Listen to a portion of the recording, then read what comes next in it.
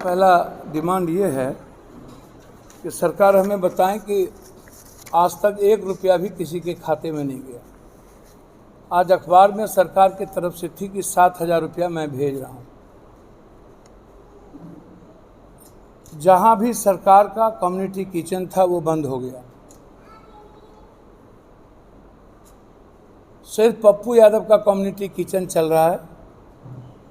अभी तक हमने 7 लाख पैकेट राशन भेजा है सभी जगह, 7 लाख सूखा राशन। सरकार हमें बताए कि आप सूखा राशन अभी तक कहाँ तक दिए।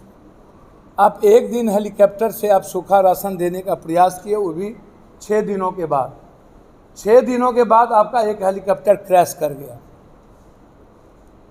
और फिर आपने सूखा राशन खाना गिराना बंद कर दिया। 32 लाख व्यक्ति प्रभावित है, आप कह रहे हैं 17 लाख। सर्वे किसने किया? गांव के भीतर कौन गए? गांव के भीतर, बांध के भीतर एक भी मवेशी नहीं बची, एक भी कच्चा घर नहीं बचा, एक भी टीन फूस का और भीत का मकान नहीं बचा, एक भी अनाज नहीं बचा जो पक गए, किसी के कपड़े नहीं बचे। और किसी को यह उम्मीद नहीं थी कि रात में पानी आएगा। सब बेफिक्र को सोए हुए थे। लोगों को लगा कि हम मवेशी को खोल देते हैं, मवेशी बह जाएगा, मवेशी बच जाएगा।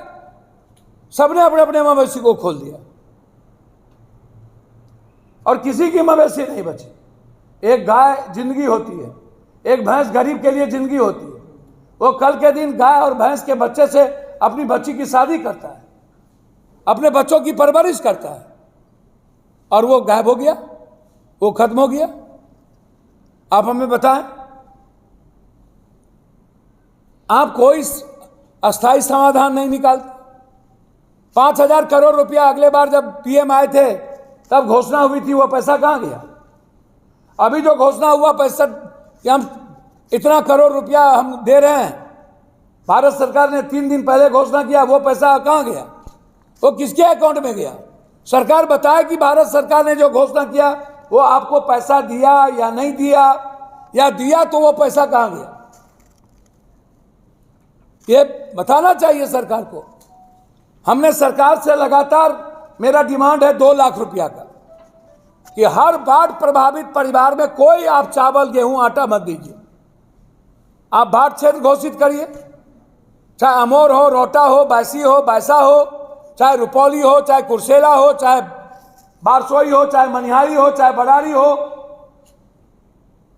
आप बाढ़ क्षेत्र घोषित करिए। नौगछिया हो, आप कोसी, सीमांचल, मिथिलांचल से लेकर के छपरा का इलाका, मुजफ्फरपुर, सीतामढ़ी, मोतिहारी, दरभंगा, 7 बांध टूटी है, एक नहीं।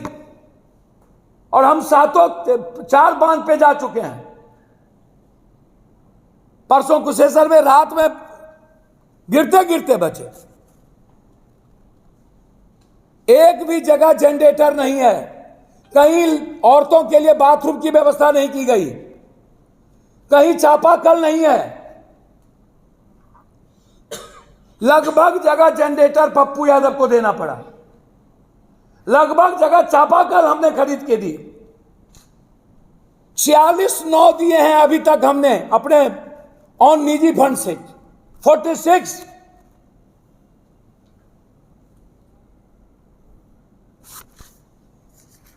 सरकार का नाम कहां गया? एनडीआरएफ कहां गया? और एनडीआरएफ जहां है वहां पर सीओ कह देता है कि तेल की व्यवस्था नहीं है, तेल खत्म हो गया। तेल लाने गया है, सरकार से परमिशन ले रहे हैं, तब तक आदमी मर गया, रेस्क्यू नहीं हुई। क्यों भैया?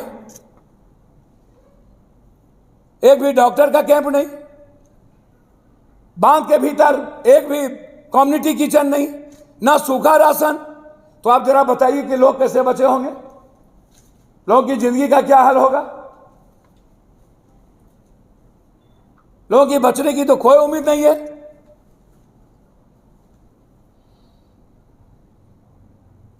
हालात अच्छे नहीं हैं। आपने पूर्णिया में कहां कहां कम्युनिटी किचन चलाया भाई? आपने राशन कहां भेजे? यदि 3000 आदमी है तो 40 आदमी को राशन भेज दिया। यहां जिला पार्षद है बैठे हुए। एक दिन जब पानी नीचे गिरने लगा तब कम्युनिटी किचन शुरू हुआ, और कम्युनिटी किचन 2 दिन नहीं चली, दूसरे लोगों को खाना नहीं खिलाया, बंद कर दिया। बिल बन गए। कटिहार की वही स्थिति, पूर्णिया की वही स्थिति, अररिया की वही स्थिति, मधेपुरा, सुपौल, सहरसा की वही स्थिति, किशनगंज की वही स्थिति। अभी जो डगरवा और बासी का इलाका पूरा का पूरा जलमग्न है।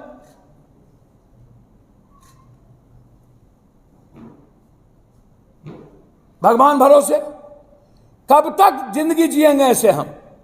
कब तक अवसर ढूंढेंगे ये नेता? 72 घंटा से पहले इनको सूचना मिल चुकी थी कि ये इतना क्यों पानी छोड़ा जाएगा।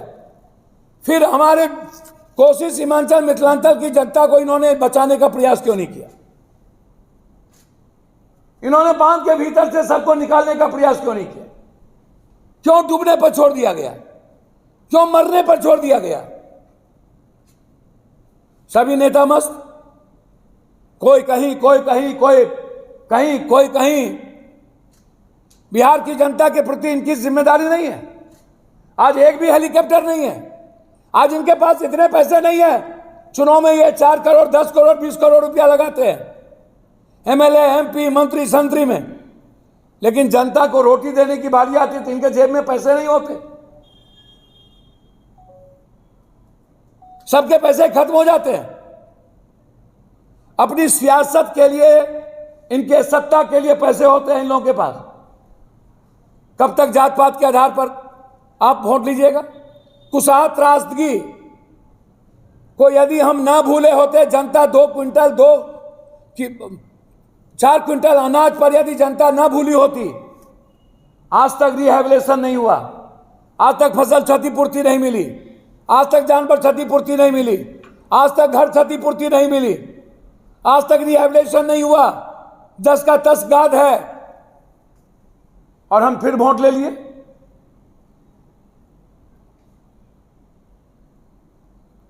मेरा सीधा सवाल है, सरकार के पैसे पर जनता का अधिकार है। हम चाहेंगे प्रत्येक परिवार को 2 लाख रुपया बाढ़ क्षेत्र घोषित करिए।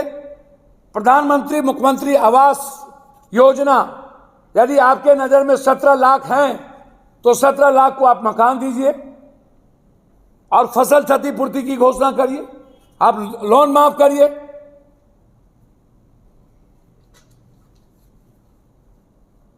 ये सरकार तो चेतती नहीं है। मस्त है सभी लोग, सारे नेता मस्त है। कोई नेता नहीं बचे जो मस्त नहीं है। किसी को मतलब नहीं है इसके डूबने से, मरने से, किसी भूख मर गए। हम कुशेश्वर जा रहे थे, दरभंगा के एक मोड़ पर नगर आयुक्त, एसडीएम, डीटीओ, हमने कहा ये हम किचन के खाना खाते, और जब उधर से लौटे, साथ खाना खाए, लौटे तो कम्युनिटी किचन बंद। लौटे रात में तो कम्युनिटी किचन बंद।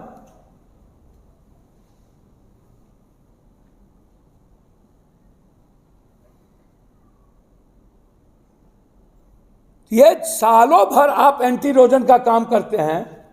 मेरा डिमांड है कि अविलंब पूरे कोसी, सीमांचल, मिथिलांचल के बांध को ऊंचा करिए, कंक्रीट बनाइए, अस्पर को लंबाई करिए। आज स्थिति यह है कि बांध और नदी इक्वल हो गया है, और सीवेज नीचे हो गया है। तो कौन बचाएगा महाप्रलय से? सरकार, भारत सरकार से बात करे, एक नया फरक्का और एक नया भीमनगर बैरेज का निर्माण करे, नहीं तो महाप्रलय से कोई नहीं बचा सकता। रात में हम सोए रह जाएंगे। पूरी कोसी, सीमांचल की जनता खत्म हो जाएगी, मिथिलांचल की तहसीला मिट जाएगा। सबसे ज्यादा दबाव है भीमनगर बैरेज और फरक्का पे। गंगा पहले से भरी रहती है, और फिर नेपाल छोड़ देता है तो हमको पानी जाने का कोई रास्ता नहीं है। 2.5 लाख से ज्यादा पानी हम नहीं ले सकते। आज नदी की स्थिति है। पहले 5.5 लाख की कैपेसिटी थी, अब 2.5 लाख की कैपेसिटी है, और पानी छोड़ता है 6 लाख, और बांध और नदी एक हो गई, सीवरेज नीचे है, कौन बचाएगा हमें?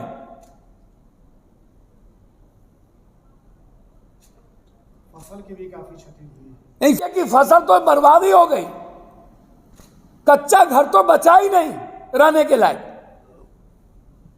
उसके घर में अनाज नहीं बचे, लगभग जानवर फंस गए,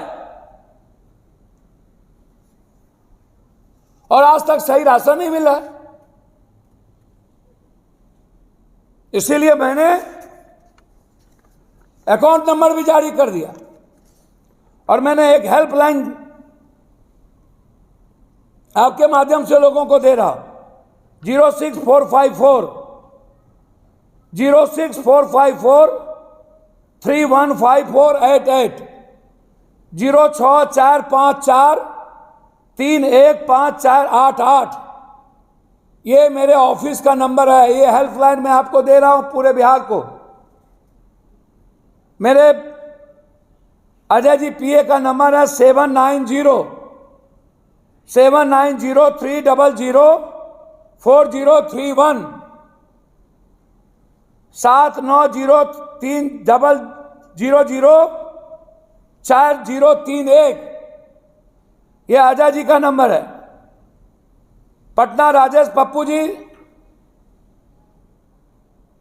9334993504 93349935004। और हिमांशु जी ऑफिस सेक्रेटरी जो दिल्ली में रहते हैं, उनका नंबर है 6207084398, 6207084398। ये हेल्पलाइन है। आपको जहां भी बिहार में दिक्कत हो, आप इस हेल्पलाइन पे आप सूचना दें, हमारा आदमी आप तक तुरंत पहुंचेगा। हम लगातार सुपौल, मधेपुरा, दरभंगा, खगड़िया, पूर्णिया, कटिहार के इलाके में हैं। कल मैं मुजफ्फरपुर, जहां लाठी गोली चली है, मैं वहां आऊंगा। इसीलिए जहां भी, चाहे छपरा हो चाहे जहां के लोग हों, जहां आपको प्रॉब्लम हो, आप इस पर हेल्पलाइन पर आप मैसेज करें, ताकि हम तुरंत आपके लिए मदद कर सकें। सरकार कहीं रहे, सरकार के भरोसे पप्पू यादव अपने भगवान को, जनता को नहीं छोड़ सकता। मेरे हर संपत्ति पर, एक एक रुपये पर आपका अधिकार है। मेरे पास जब तक सांस है, आपको भूख से मरने नहीं देंगे, ये मेरा वादा है आपसे। इसीलिए जहां भी जरूरत होगी, वहां हमारा रिलीफ टीम आप तक हर जिले में है, वो पहुंचेगा। धन्यवाद, नमस्कार।